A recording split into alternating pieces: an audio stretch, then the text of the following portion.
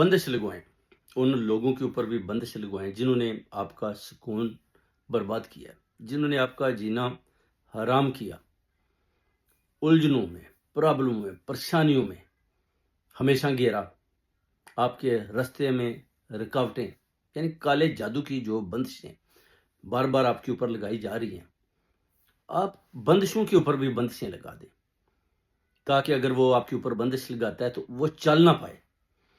जब तक आप उनकी बंदिश को रोकेंगे नहीं, स्टॉप नहीं करेंगे, तो वो आपके ऊपर इसी तरह काला जादू करते रहेंगे। आपको पता है हर बीमारी में उसका हल तो है ना कुछ। अगर आप उसका सामना नहीं करते या उसको बंदिश नहीं लगाते, तो फिर वो बीमारी जैसे बढ़ती जाती है, फिर काला जादू भी बढ़ता जाता है।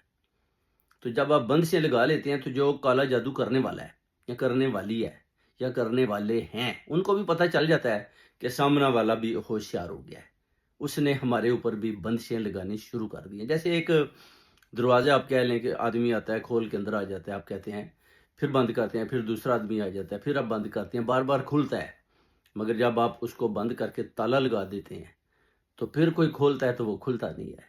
ये है बिल्कुल इसी तरह आपने नूरानी तरीके के साथ, रूहानियत के साथ आपने बंदिशें लगानी है उन लोगों के ऊपर जो आपका बुरा सोचते हैं, जो आपको काले जादू के ज़रिए मारना चाहते हैं, जो आपको काले जादू के ज़रिए ज़ेर करना चाहते हैं, जो आपको काले जादू के ज़रिए और आपकी फैमिली को मारना चाहते हैं, आपके बच्चों को ख़राब करना चाहते हैं, आपको तकलीफ़ देना चाहते हैं।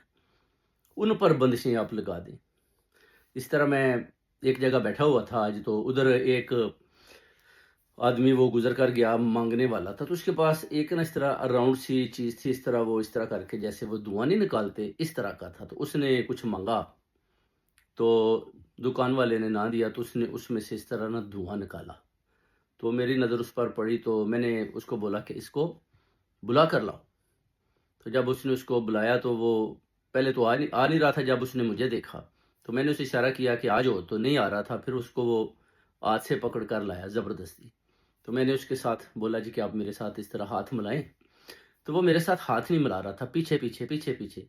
मैंने कहा पकड़ कर लाओ इसको आगे। वो आया, मैंने उसके साथ जब हाथ मिलाया, तो उसके बाद मैंने कुछ पढ़ा, तो मैंने कहा अब इसको जाने दो। तो वो उधर से आराम से बड़ा डरा हुआ सहमा हुआ था, वो निकल गया। वो दुकान वाले कहते हैं, जी कि शाह साहब ये क्या चक्कर है, आपने कुछ बताया नहीं। मैंने कहा ये मांगने वाला है, मगर जिस दुकान से भी ये मांगता है, लोग इसको कुछ दे देते हैं तो ठीक है, अगर नहीं देते तो ये उनके ऊपर काले जादू से बंदिशें लगा रहा था।